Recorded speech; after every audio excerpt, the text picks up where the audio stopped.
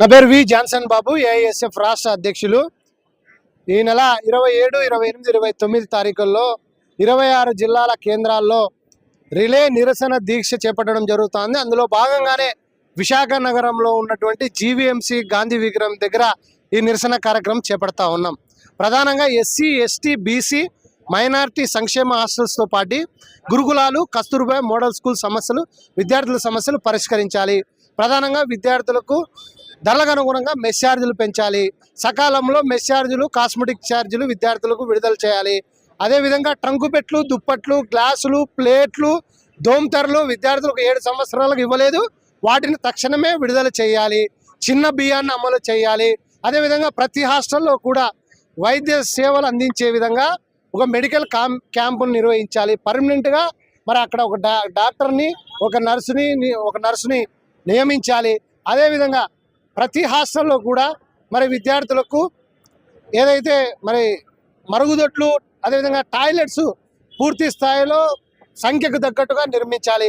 శిథిల వ్యవస్థలో ఉన్నటువంటి భవనాలను మరమ్మతులు చేయించి నూతన భవనాలు ఏర్పాటు చేయాలి.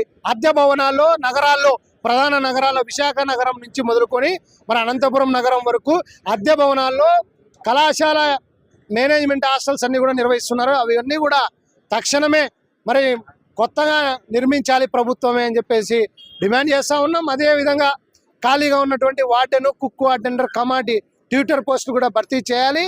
అదేవిధంగా ఏదైతే కస్తూర్బా మోడల్ స్కూల్స్, అదేవిధంగా ఈ గురుకులాలకు సంబంధించి కూడా విద్యార్థులకు సీట్లు పెంచాలి.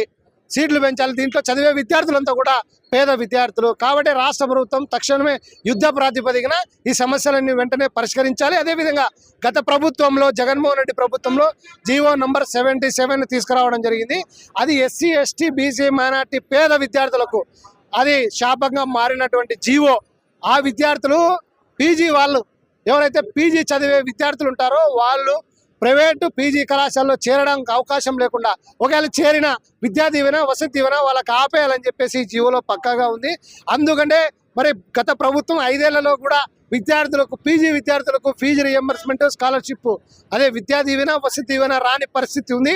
కాబట్టి ఇప్పుడు వచ్చినటువంటి ప్రభుత్వమైనా స్పందించి ఈ జీవో నంబర్ 77 వెంటనే రద్దు చేసి 2 లేదా 3 పీజీలు చేసుకోవడానికి అవకాశం కల్పించాలని చెప్పేసి ప్రధానంగా డిమాండ్ చేస్తూ ఉన్నాం.